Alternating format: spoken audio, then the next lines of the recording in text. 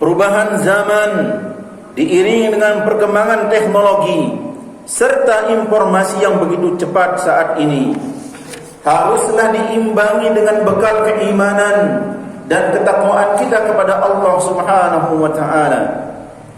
Inilah yang akan menjadikan kita mampu mengarungi dengan baik melalui maksimalisasi hal positif yang muncul, sekaligus mampu menepis dampak-dampak negatif yang muncul akibat disrupsi yang terjadi di berbagai sektor kehidupan. Sehingga saat ini dalam setiap khutbah, khatib wajib mengingatkan, mengajak dan menguatkan ketakwaan kita kepada Allah Subhanahu wa taala.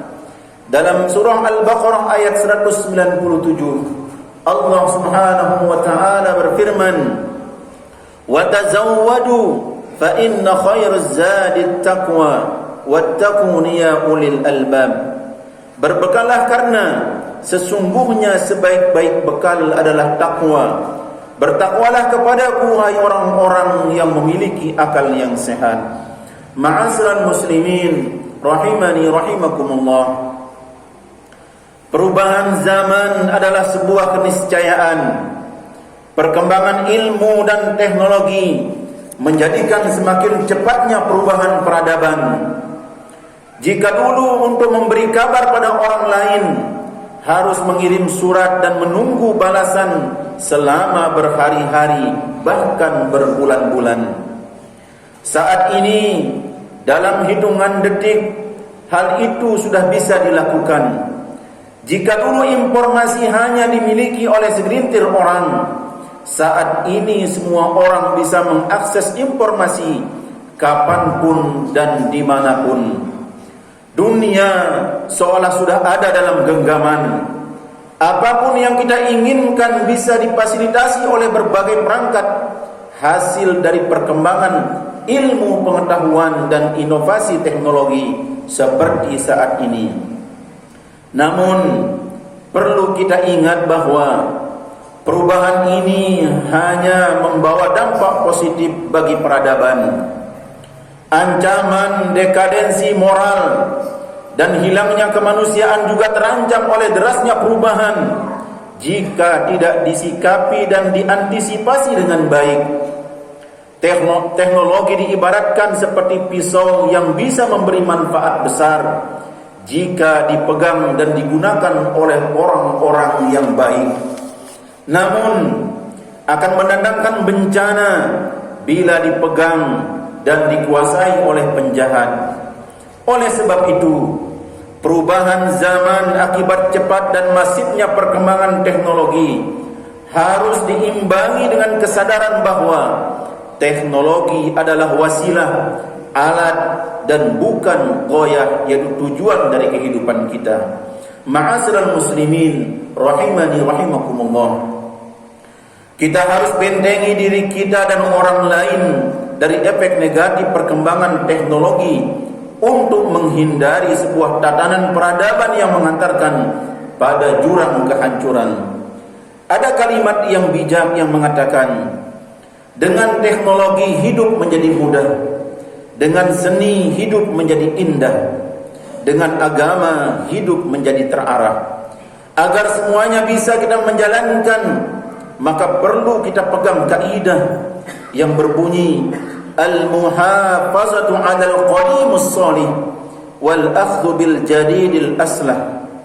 Memelihara atau menjaga hal yang lama adalah baik dan mengambil hal yang baru adalah lebih baik.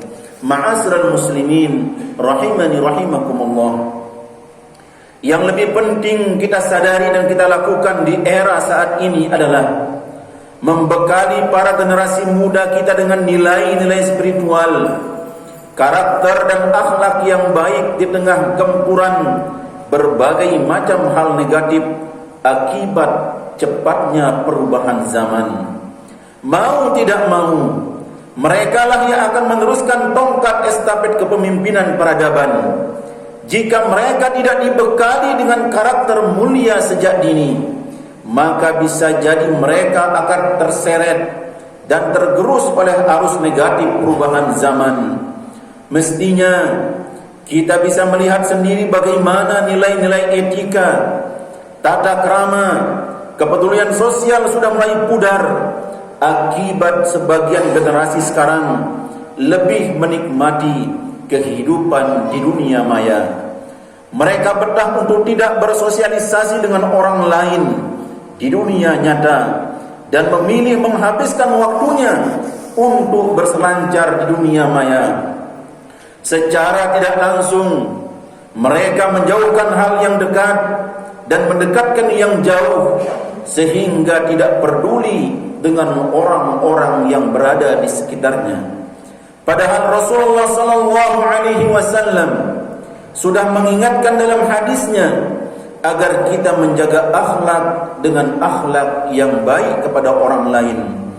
Ittaqillaha haitsuma kunta wa'atbi sayyi'atal hasanata muha wa khaliqin nas bi khulqin hasanin. Bertakwalah kamu kepada Allah Subhanahu wa taala dimanapun engkau berada. Iringilah perbuatan buruk yang sudah dilakukan dengan perbuatan yang baik yang dapat menghapuskan dosa-dosa, dan berakhlaklah kepada orang dengan akhlak yang baik. Hadis riwayat At-Tirmizi. Ma'asyiral muslimin rahimani rahimakumullah. Selain berubahnya akhlak dan sikap generasi muda, penetrasi budaya luar dari derasnya konten yang mengalir melalui media sosial juga membawa dampak semakin lunturnya nilai-nilai luhur warisan dari agama Islam ini. Hal ini bisa terlihat dari sikap, model, dan gaya pakaian generasi muda saat ini yang gampang terbawa arus dan tren yang tidak dilandasi dengan nilai-nilai agama yang ada dalam agama kita. Jika dibiarkan, bagaimana nasib masa depan mereka dan peradaban dunia? Allah Subhanahu wa taala telah mengingatkan kita semua untuk tidak boleh mewarisi generasi yang lemah dalam meneruskan dan merawat peradaban.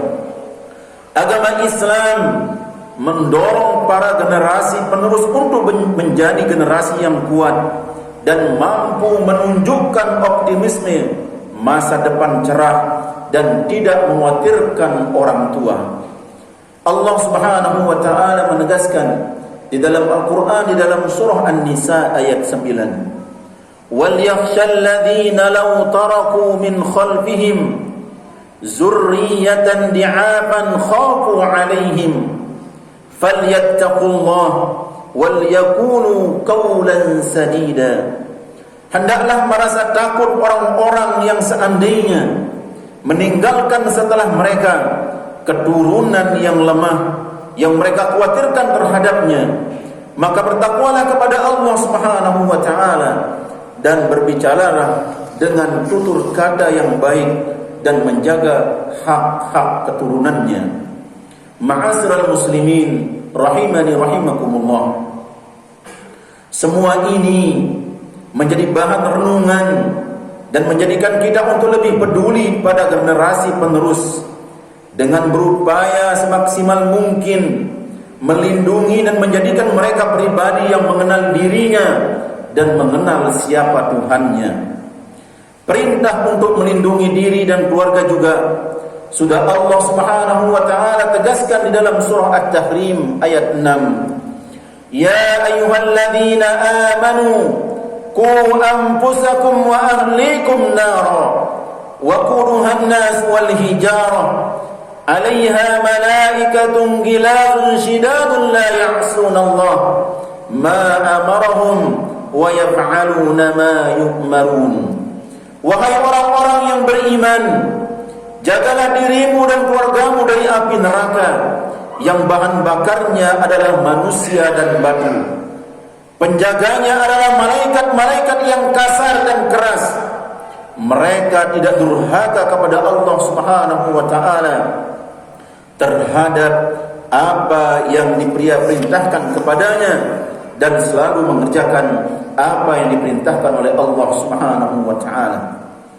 Wujud menjaga diri dan keluarga ini bisa dilakukan dengan terus mendekatkan diri kepada Allah Subhanahu wa taala melalui penguatan ketaatan menjalankan ibadah, memberi pendidikan dan teladan yang terbaik untuk diri dan keluarga kita, memberi nafkah dari rezeki yang halal, dan senantiasa berdoa agar keluarga dan keturunan kita menjadi generasi yang soleh dan solehah, dan menjadikan generasi yang mengantarkan kedua orang tuanya dimasukkan ke dalam surganya Allah Subhanahu wa taala.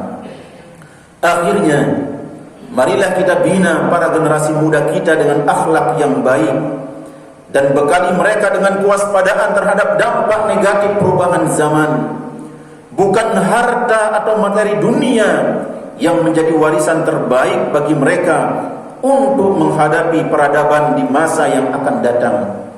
Ilmu agama dan nilai-nilai kemanusiaanlah yang harus kita warisi, sehingga masa depan peradaban akan terus berada pada garis yang diridhai oleh Allah Subhanahu wa taala. Semoga Allah Subhanahu wa taala menjadikan diri kita dari sisa-sisa umur yang Allah Subhanahu wa taala berikan dalam diri kita untuk terus taat beribadah kepada Allah Subhanahu wa taala, dan menjadikan anak keturunan kita menjadi anak yang soleh dan solihah.